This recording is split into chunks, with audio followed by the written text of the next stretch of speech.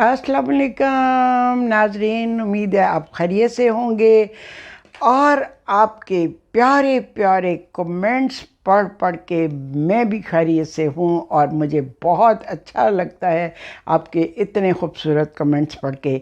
और मैं जिन ख़वातीन को, जिन लोगों को इंटरव्यू करती हूँ, मैं चाहती हूँ कि ऐसे लोगों को इंटरव्यू करूँ जो सोसाइटी के लिए पॉजिटिविटी क्रिएट कर सकें, जिनकी वजह से सोसाइटी में कुछ पॉजिटिविटी में कोई अच्छी सोच, हिम्मत, बहादुरी, जद्दोजहद बता सकूं। जस्ट बस एवं ही नहीं, बल्कि उस इंटरव्यू के पीछे मेरा कोई मकसद हो।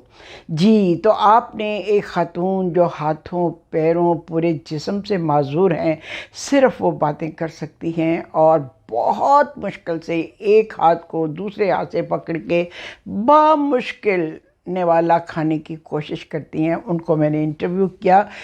इस कदर लोगों ने उसको पसंद किया, आप लोगों ने इतना अप्रिशिएट किया और उनके लिए इतनी दुआएं की कि मुझे तो बहुत अच्छा लगा पढ़ के और मैंने सब उनको फॉरवर्ड भी की। खुदा करे कि आप में से किसी एक की दुआ ही उन्हें लग जाए, ठीक। और इसी तरह मेरा दिल चाहता है कि मैं ऐसे ही लोगों को इंटरव्यू करूं जिनसे मैं कुछ कंट्रीब्यूट कर सकूं सोसाइटी में भी उनके ज़रिए। जी ठीक, हाँ जी। तो एक बार मैंने आपसे अपनी आँखों के बारे में ज़िक्र किया था ना कि मेरी आँखें जो हैं वेट रहती हैं और सम टाइम तो मुझे बाकायदा टिश्यू भी हाथ में पकड़ के आँखों को वाइप करना पड़ता है। तो जनाब डॉक्टर से अपॉइंटमेंट हो गई और कल मैं डॉक्टर के पास गई जिन्होंने ये चेक करना था कि मेरी आँखों के डक्ट्स जो हैं वो बंद हैं, जिसकी वजह से ये जो पानी अंदर नाक में जाके हलक में जाना चाहिए वो बाहर आ जाता है, ठीक। तो जनाब जी ऑपरेशन डे पे मैं पहुंच गई। ऑपरेशन डे पे ऑपरेशन थिएटर के बाहर लोग, इतने लोग कि मैं आपको बता नहीं सकती, क्योंकि ऑफिसर्स का जो कमरा था उसमें तो इतने लोग नहीं थे, लेकिन बाहर जो है ना एक क्राउड था। और मुझे तो डॉक्टर्स पे बड़ा रहम आया कि वो बेचारे किस कदर लोगों को, इतना नाजुक जो ऑपरेशन है आंखों का, वो पूरा वक्त वो करते हैं। एनी हाउ, मैं जब डॉक्टर पे गई, उस पे जाने से पहले मुझे गाउन पहनाया गया, मेरे सर पे एक टोपी डाली गई और जनाब जी ऑपरेशन थिएटर में चले गए। मैंने, हाँ, ऑपरेशन थिएटर में दाखिल होने से पहले जब उन्होंने मुझे गाउन पहनाया और सर पे मेरे एक कैप डाली तो मैंने 2-4 तस्वीरें भी उतरवाईं जो बच्चों को भेजी मैंने। और उनको नहीं पता था कि ये क्या होने जा रहा है, ना ही मैंने बताया था। तो तस्वीरें जब उन्हें भेजी तो उनके फ़ोन आने शुरू हो गए। एनी हाउ, मैं ये इसलिए बताना चाह रही हूँ कि जो लोग, जिनको मेरी तरह आँखों की ये प्रॉब्लम तो नहीं कह सकते, अनईजीनेस है, उनको पता चले कि ये किस तरह से इसका डील किया जाता है। जी जनाब, ऑपरेशन थिएटर में बड़ी बड़ी मशीनें लगी हुई थी और एक बहुत बड़ी सी मशीन मेरे सर पे डाल दी गई और उसकी इतनी तेज़ रोशनी थी कि डॉक्टर साहब ने कहा बहुत तेज़ रोशनी आपकी आंखों को लगेगी। मैंने कहा कोई बात नहीं।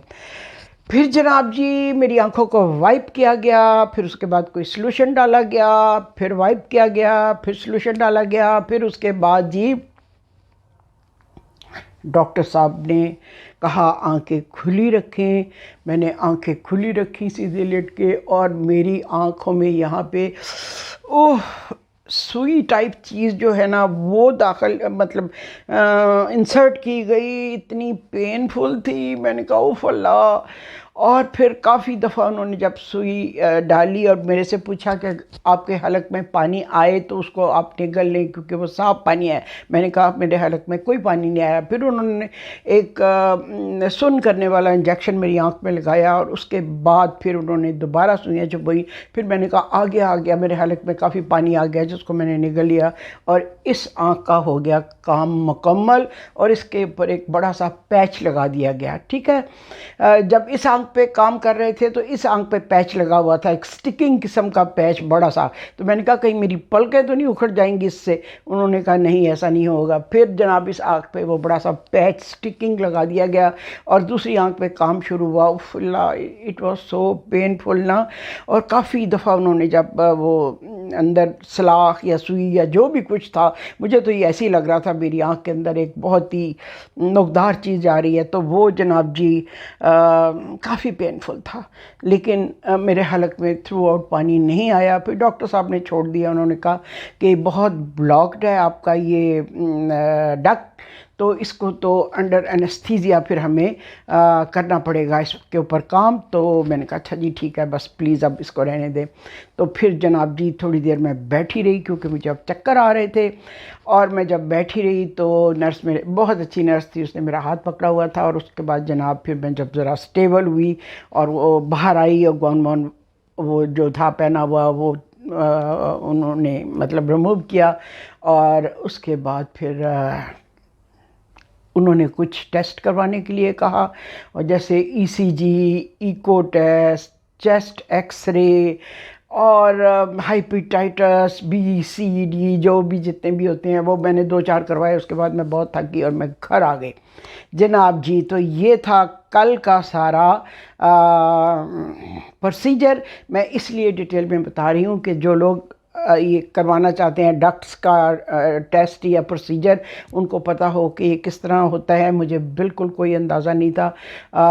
डॉक्टर ने सजेस्ट किया और मैं चली गई और ये हुआ। और उसके बाद फिर आंखें ठीक हैं, कोई इतना ज़्यादा मुझे फ़र्क नज़र नहीं आ रहा। इट इज़ स्टिल वेट, ये ज़्यादा है, ये कम है। और आप देखें मेरी आंखें अभी भी आपको वेट नज़र आ रही होंगी, ठीक है। तो ये सारा कल का था प्रोसीजर मैंने करवाया।